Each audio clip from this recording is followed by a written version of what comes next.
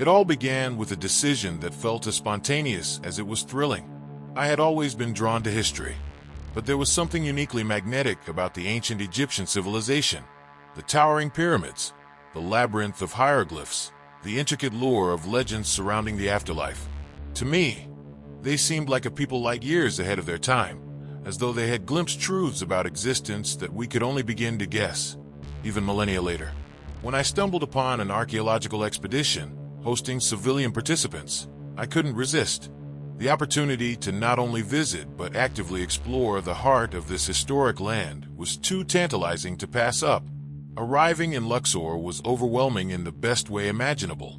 The air vibrated with a blend of modern chaos and ancient stillness.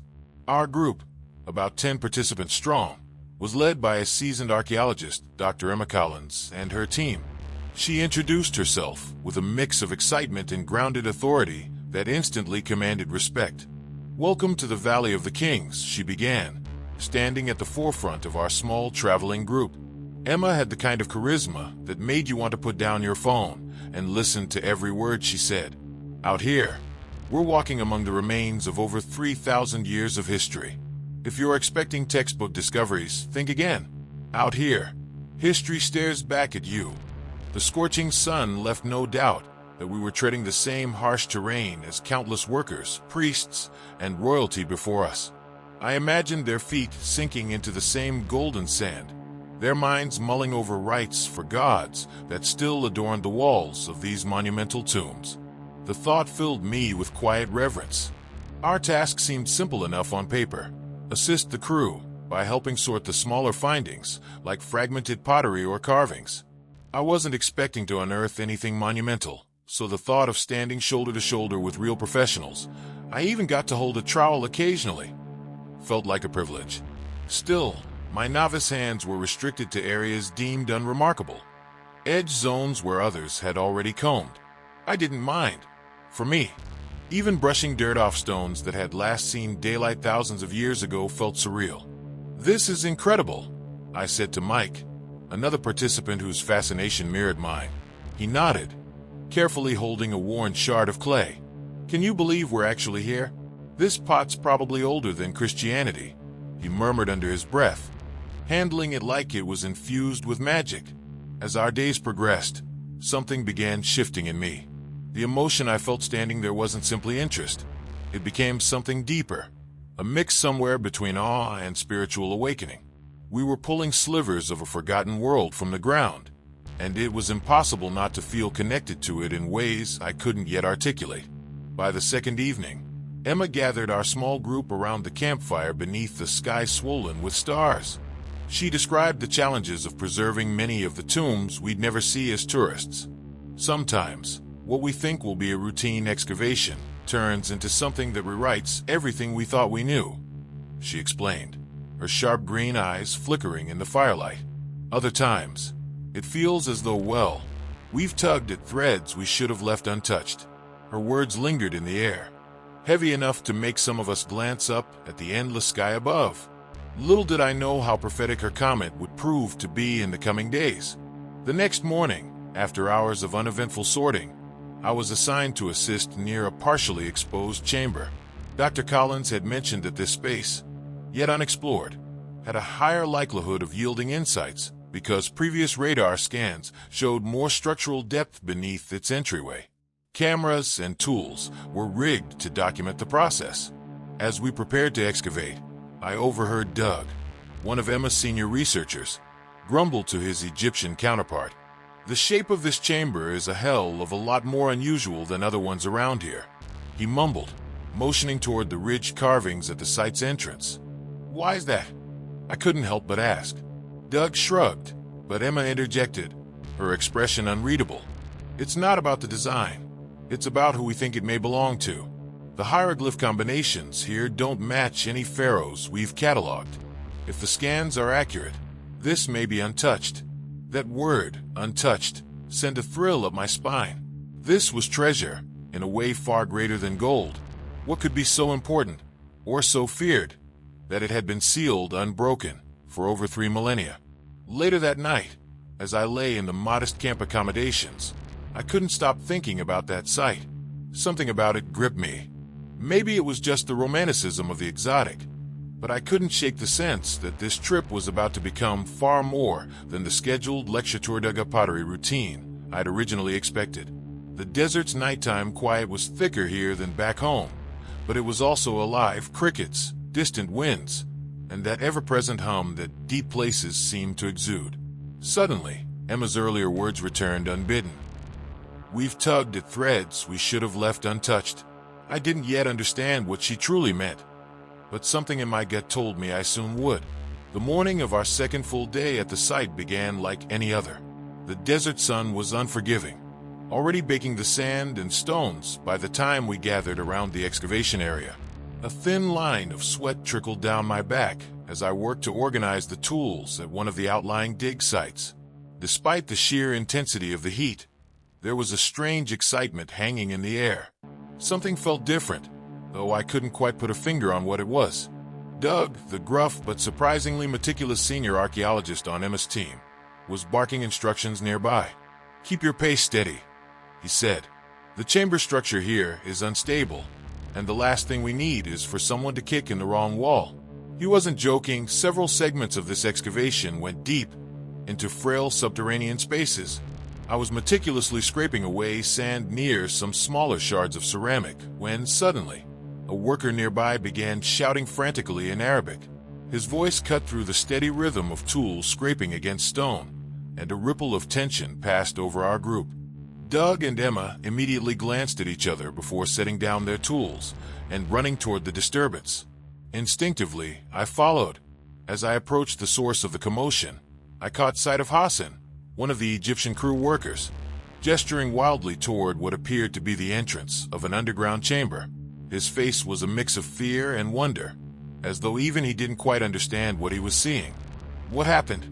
Emma asked, her professional demeanor firmly intact, though I noticed her tensed hands as she adjusted the scarf tied around her neck. Hassan pointed downward. His English was broken but clear enough. "There is the door. Stone door. It is sealed." Emma crouched to get a closer look. "Sealed," she repeated, letting her fingers trace the faint outline of what was indeed a stone door embedded in the chamber wall. It was perfectly rectangular, with smooth, almost unnatural edges. "How deep was this buried?" she muttered, half to herself. Doug joined her, his expression shifting from curiosity to puzzlement. "Doesn't make sense," he said, gesturing to the layers of sedimentary sand we'd removed. "This thing shouldn't be here. Not this intact. There's no sign of disturbance. No cracks, no erosion at the base." The temperature around us seemed to drop as everyone gathered closer. A palpable sense of the extraordinary began to build. Emma stood and barked at the team. "All right, cameras on. I don't want to touch anything until we document every inch of this." She turned to Doug. "Run the radar here. Let's confirm the structure behind it." While the others scrambled to comply, I stepped closer, intrigued by the markings on the supposed stone door. At first, I thought they were the usual hieroglyphs I had seen on countless artifacts over the past 2 days. But these were off.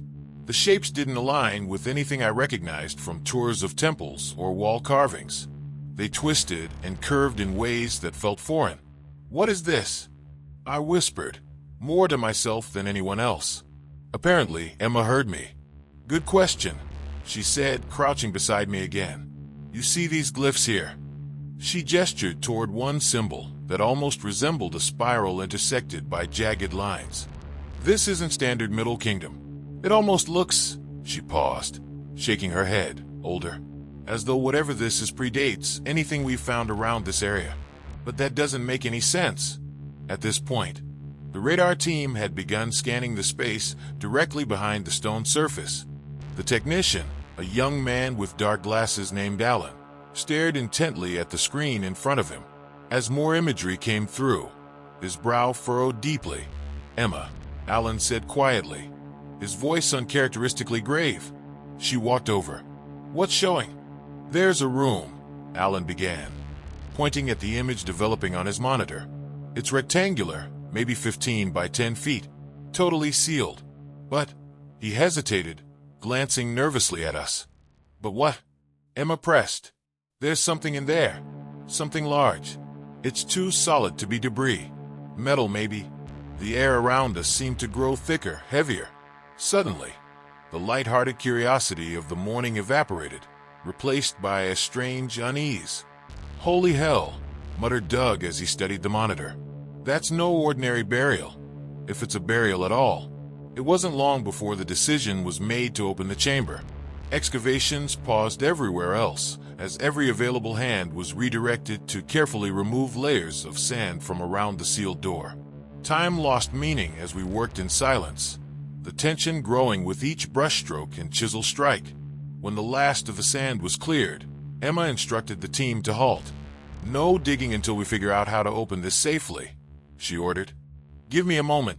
Doug stepped forward, brushing his gloves off on his pants. "You think we should wait? We've waited long enough. Let's see what's inside." "No," Emma said sharply. "Doug, we're not amateurs. This isn't just some secondary tomb. Whatever's in there." She hesitated, squinting at the glyphs again. It was meant to be locked away. That gave everyone pause. Nobody said anything for a long moment until Hassan broke the silence. "Madam, should we leave it as it was?" He sounded genuinely frightened, glancing at the stone as though he feared it would bite him. I couldn't blame him. Standing there, in front of that unnatural door, I felt it too, a peculiar sense of unease, like the air carried a warning. Emma eventually relented. "Fine. Secure the area. We'll reassess this tomorrow." But just as the tools were being set aside, something happened that froze me in place. A deep, low vibration rumbled from the ground beneath us. Faint at first, but unmistakable. I felt it in my shoes. The sealed stone door groaned, as if the earth itself had shifted. Some of the locals shouted in alarm, backing away instinctively. "Everyone stand back," Emma yelled, her voice cutting through the panic. And then silence. The strange rumbling stopped as abruptly as it had begun, leaving nothing but stunned faces and the impenetrable door before us. The morning after the eerie vibrations shook the site, the mood among the team was starkly different. Conversations were hushed, and even the most skeptical members of the crew carried an unspoken sense of caution. While the rational part of my mind tried to chalk the event up to shifting sands, or maybe a minor tremor, there was something about the timing, about the door, that made it impossible to shake the feeling that we had stumbled onto something far beyond the ordinary. Emma called a meeting at the excavation center, her usual commanding presence struggling to mask what I could only describe as a flicker of unease. "All right, listen up. After yesterday's incident, we're going to approach this with extra care. Doug, Hassan, and I spent the early morning examining the markings on the door," she began, turning her clipboard over to reveal a traced sketch of the hieroglyph-like symbols. "These aren't like anything we've seen tied to known burial practices or the reign of the pharaohs. If anything, they seem to predate all of that." "Predate?" I asked, unable to stay quiet. "How's that even possible? I mean, isn't this entire site part of the New Kingdom timeline?" Emma nodded tightly. "That's precisely why this is so unusual. The oldest glyph forms we know were standardized thousands of years ago. And yet," she gestured back to the sketch, "we spent hours comparing carvings. Nothing matches, not from the Middle Kingdom, not even the pre-dynastic periods. And then there's the matter of this." She pulled out a series of photos they'd taken after carefully cleaning the carvings. For the first time, I could see the symbols fully. They were foreign and almost mathematical in their precision, sharp spirals, intersecting lines, and shapes that seemed more like blueprints than traditional Egyptian writing. One image caught my attention, a central spiraling figure breaking off into smaller, jagged lines. Something about its presence seemed unsettling. "It's almost like it's not a language," muttered Mike, who had leaned in beside me to study the photos. Emma nodded but frowned. "Perhaps. Or perhaps it's a different kind of language. One we're entirely unprepared to decipher." Doug, standing nearby with arms crossed, chimed in. "All right. So let's say these symbols aren't normal. People can carve strange things. Who says this isn't just a hoax from a later period? Something left as a trap to confuse grave robbers? Then explain why the chamber is sealed, completely untouched." Emma shot back. Her tone clipped. We had one of the tightest sediment layers I've seen on this site. Whatever was left here hasn't been disturbed, Doug. Not by man, anyway. The sharpness in her voice silenced him. For a moment, there was only the sound of the wind brushing through our tents. As Emma and Doug continued deliberating on their next steps, I felt a familiar tug of curiosity urging me closer to the sealed door. While the rest of the team worked nearby, I crouched before it and gently ran my fingers just above the surface of the carvings. The symbols weren't merely superficial. They were etched deep into the stone, with varying depths that created a texture almost three-dimensional to the touch. I traced the edge of the spiral instinctively, my fingertips skimming along the sharp ridges where it narrowed into jagged lines. "Sarah," I startled and turned to see Emma standing above me, her arms folded. Sorry," I stammered, straightening up quickly. She sighed and crouched beside me, the firmness in her posture softening somewhat. "You feel it too, don't you?" "Feel what?" I asked, immediately defensive. Emma didn't answer at first. Instead, she studied the carvings in silence. "There's something off about this chamber," she admitted finally. "The hieroglyphs, if we can even call them that. The design. The vibrations yesterday." She met my gaze, her expression shadowed with something halfway between curiosity and fear. "I've been doing this for over 20 years, Sarah, and this is the first time I've hesitated to open a door." Hearing this from her, a woman who seemed wholly unshakable, left me momentarily speechless. Later that afternoon, Alan, the tech manager, arrived at the site carrying some new equipment. He explained that he'd run enhanced imaging scans over the door surface to render the carvings in greater detail. As the new scans came through, something even stranger began to emerge. "What's that?" Emma asked, staring at the laptop screen Alan had propped open on a folding table. "It's not visible to the naked eye, but there seemed to be micro-engravings inside the grooves of the large symbols," Alan said, leaning forward to adjust the image display. "Here, look closely." Mike and I crowded around the screen. Alan zoomed in on one section of the carving. Within the curve of the spiral, smaller, nearly undetectable etchings formed repeating patterns that looked almost algorithmic, like a code hidden beneath the surface. "Emma, do you see this?" Alan asked, clearly agitated now. "These patterns, they're precise to the micrometer. There's no way this was done by hand, not with tools from this period." Doug let out a skeptical laugh. "What are you saying? That the ancient Egyptians had laser cutters?" "Doug," Emma snapped. "Shut up and let him finish." Alan swallowed hard before continuing. "What I'm saying is that whatever details inside these larger carvings, it doesn't just belong here. It doesn't belong in this era. I don't think it belongs in." He stopped himself, shaking his head. "Belongs in what?" I pressed. Alan avoided eye contact. "I don't know." As the team debated these findings late into the evening, an unease crept over me again. Something about the carved symbols, the hidden micropatterns, they felt deliberate, purposeful, like a puzzle left locked for a reason. Before heading for my tent, I caught Emma standing alone at the chamber's entrance, staring at the etchings with the same intensity I'd noticed earlier. "It's messing with you too, isn't it?" I asked, stepping up beside her. She didn't answer for a long time. Finally, she said softly, "Have you ever read accounts of people who explored tombs and regretted it? People who felt haunted, who believed they crossed lines humans weren't meant to cross?" I hesitated, unsure of where this was going. "Yeah, but a lot of that superstition," I offered weakly. Her lips twisted into a bitter smile. "That's what I used to think too." And with that, she walked away, leaving me alone with the carvings and 1,000 unanswered questions. The following day, something about the excavation site felt heavier. Not physically heavier, but emotionally, almost electrically charged. The atmosphere clung to us, as if the desert itself was holding its breath. After the discovery of the micro-engravings and the strange vibrations near the sealed door, the team was on edge.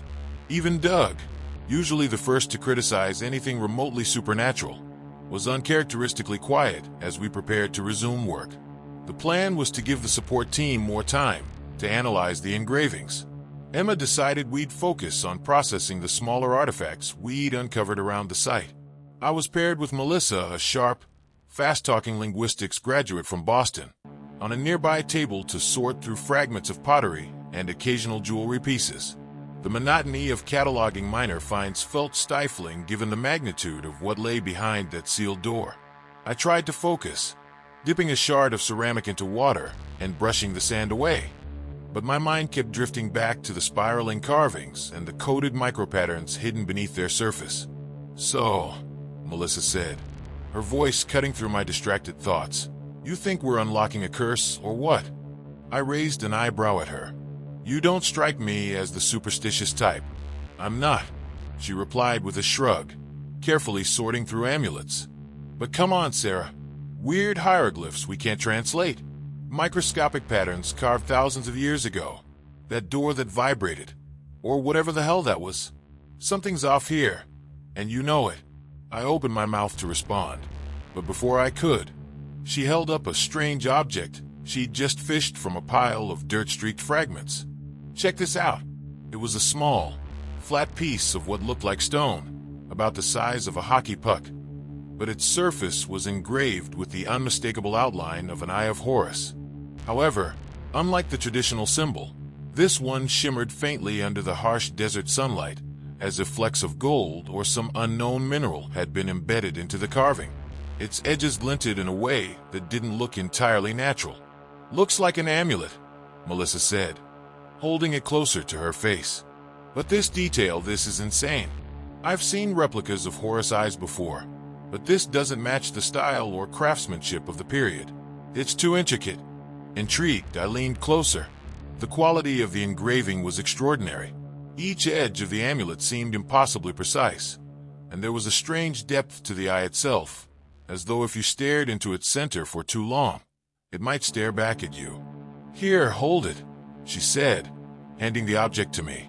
I took it, and the moment my skin made contact, a subtle but undeniable chill ran up my arm. It wasn't cold exactly, more like the sensation of static electricity vibrating just beneath my skin. I frowned and turned it over, inspecting the back. There were more markings here, ones that didn't resemble the hieroglyphs on the sealed door but appeared equally complex. "Feel anything weird?" Melissa asked, watching my reaction closely. I hesitated.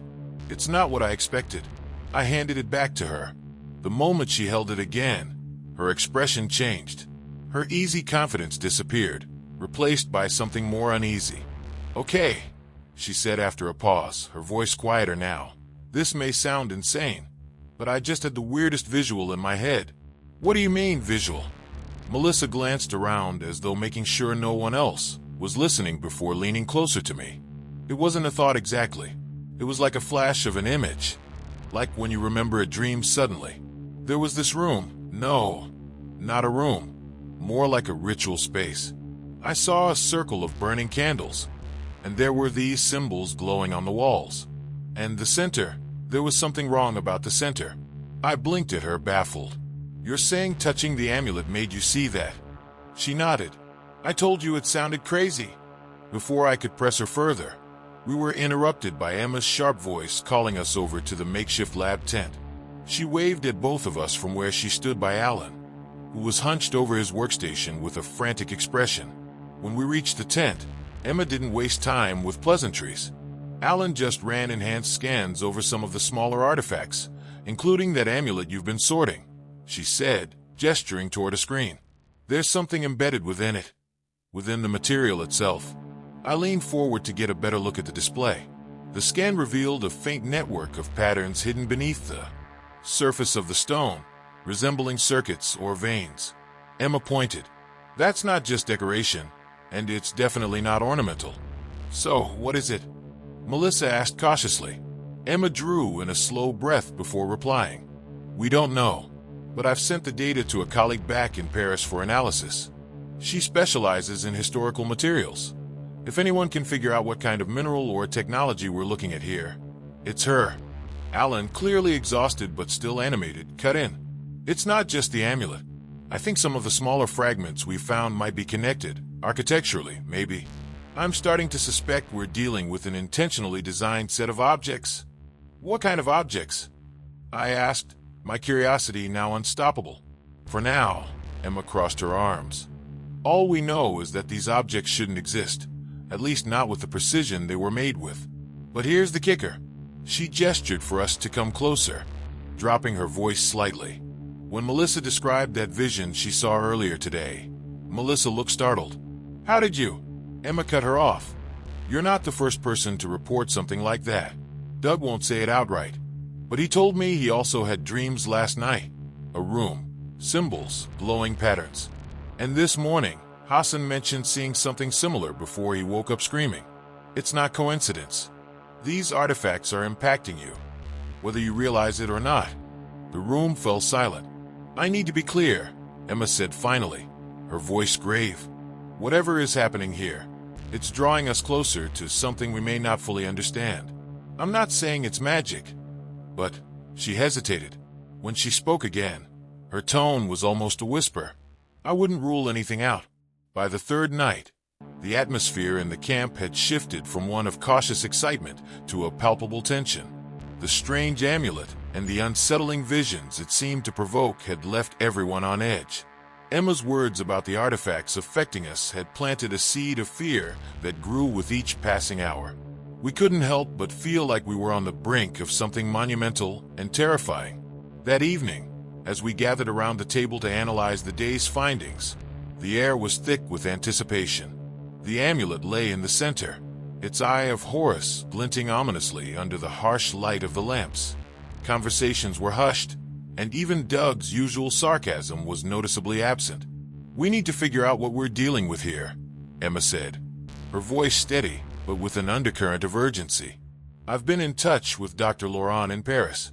She's confirmed that the materials in the amulet are not consistent with anything we know from this period. The mineral composition is anomalous.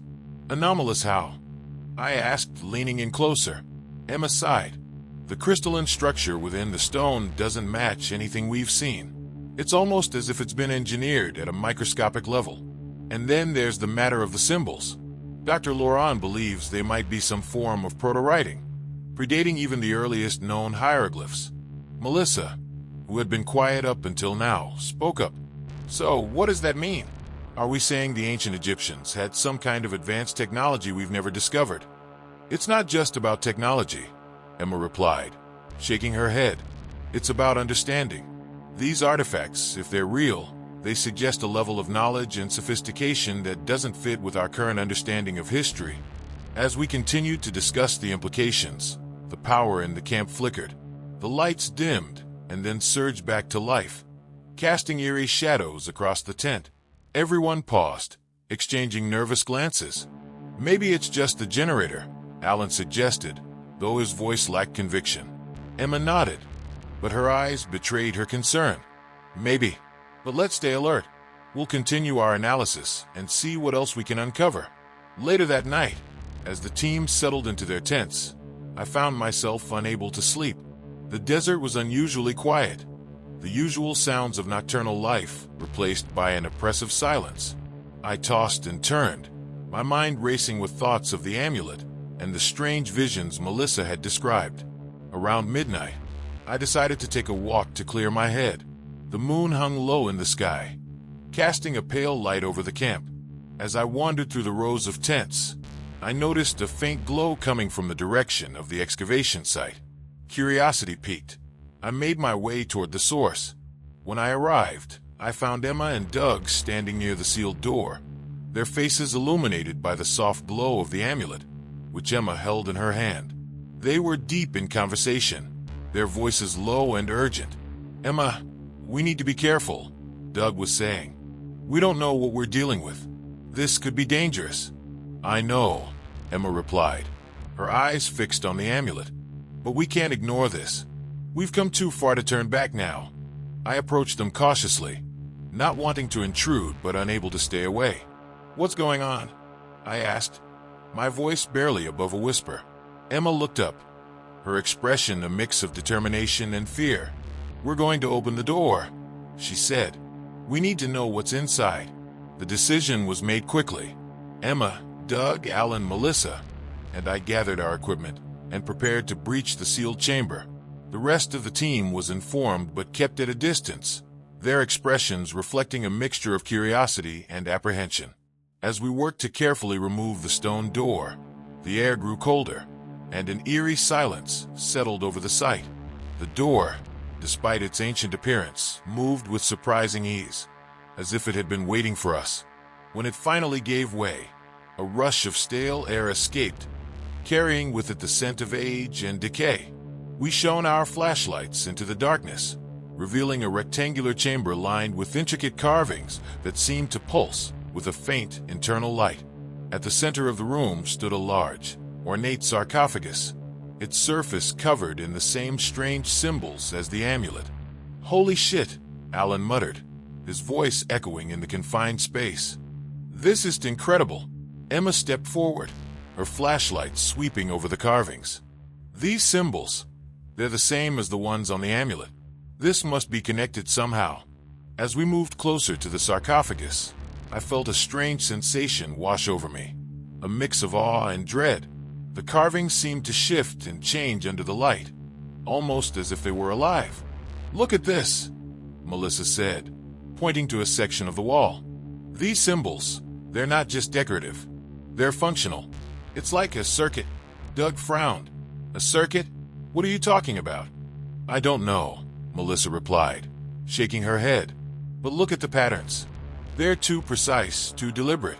It's like they're meant to do something." Emma nodded, her expression thoughtful. "We need to document everything. Alan, set up the cameras.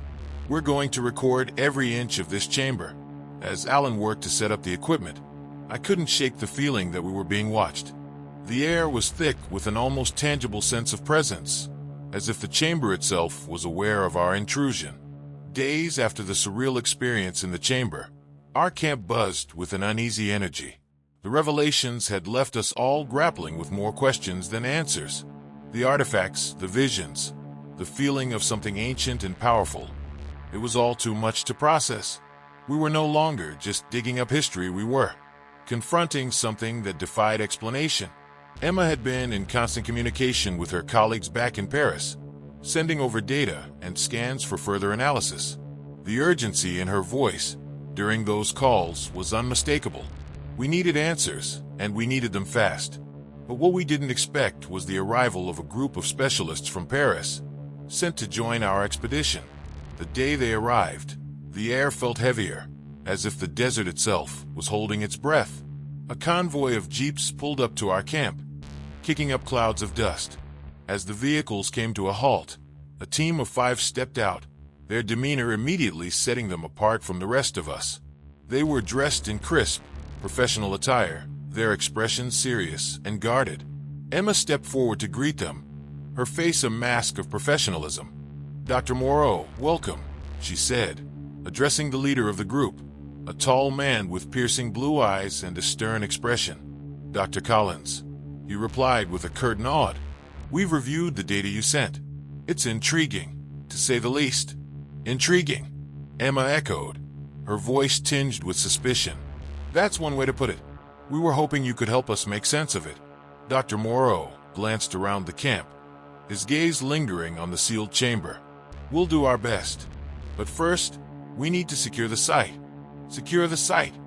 Doug interjected, his tone incredulous. "What do you mean by that?" Dr. Moreau turned to Doug, his expression unreadable. "This is no longer just an archaeological dig. The artifacts you've uncovered, the phenomena you've experienced, they require a higher level of security and scrutiny. From now on, access to the chamber and the artifacts will be restricted." Emma's eyes narrowed. "Restricted? This is our expedition. We have a right to continue our work." Dr. Moreau's gaze hardened. "Your safety is our priority. You may continue your work, but under our supervision. Any findings will be reported directly to us." The tension in the air was palpable. It was clear that Dr. Moreau and his team were here to take control, and their presence only heightened a sense of unease that had been building since our discovery. As the day wore on, the specialists set up their own equipment, their actions efficient and methodical. They moved with an air of authority, their presence a constant reminder that we were no longer in charge. The rest of us watched from a distance, our frustration and curiosity growing with each passing hour. That evening, As the sun dipped below the horizon, casting long shadows over the camp, Emma called a meeting. We gathered in the central tent, the atmosphere tense and charged. "Something isn't right," Emma began, her voice low but firm. "Dr. Moreau and his team are here for a reason, and I don't believe it's just to help us."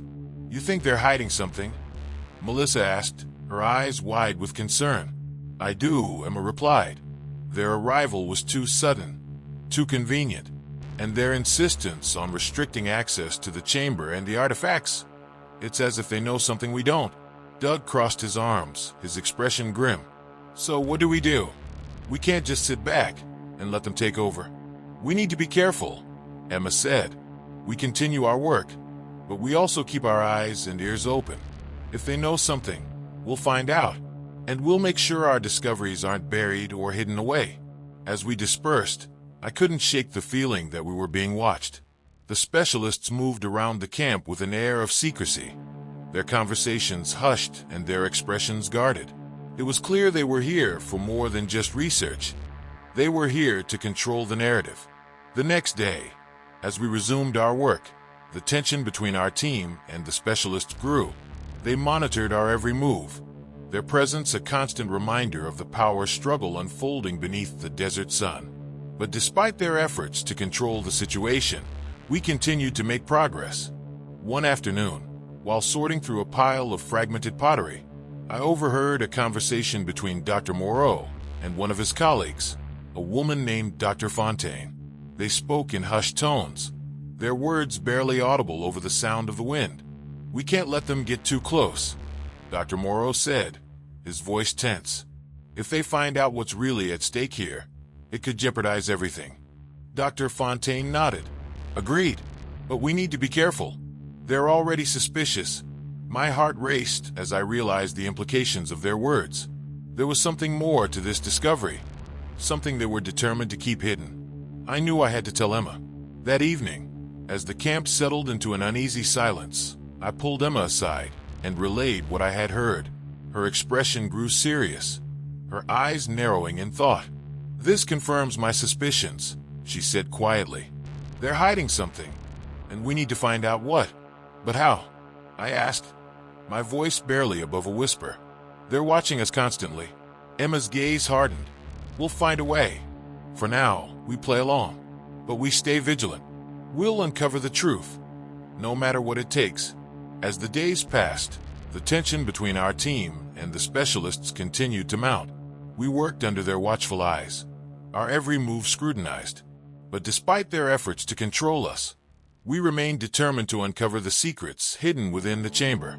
One night, as I lay in my tent, I couldn't shake the feeling that we were on the brink of a monumental discovery. The artifacts, the visions, the strange energy that seemed to permeate the site, it all pointed to something far greater than we could have imagined. And as I drifted off to sleep, I knew that whatever lay ahead, we were ready to face it. Together, we would uncover the truth, no matter the cost. Months have passed since we returned from the expedition in Egypt, yet the memories remain as vivid as ever. The discoveries we made, the strange phenomena we encountered, and the unsettling presence of Dr. Moreau and his team, all of it lingers in my mind, refusing to fade into the background of everyday life. Back home, the world feels different. The familiar routines and comforts are a stark contrast to the intense, almost otherworldly experiences we had in the Valley of the Kings.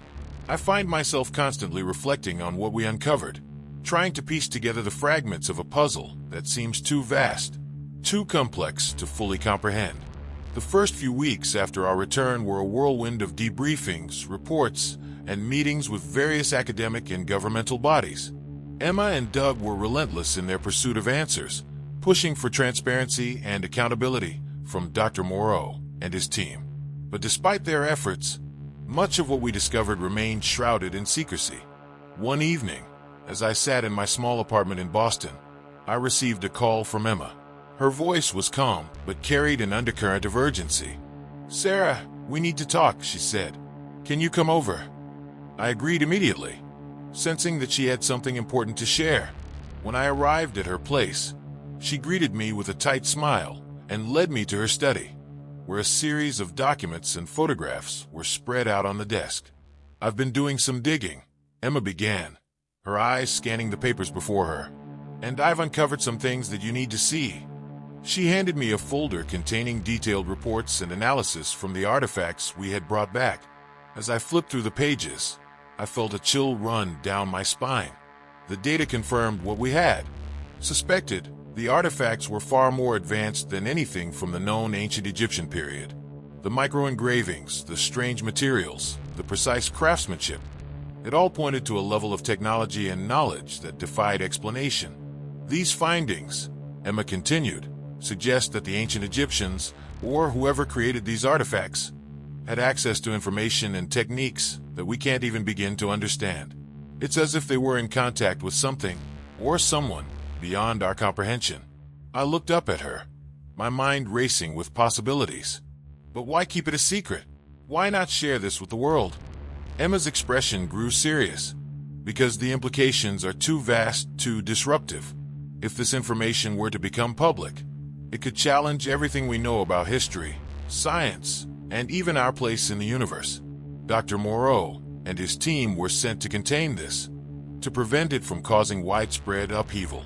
As we talked late into the night, I couldn't help but feel a sense of frustration and helplessness.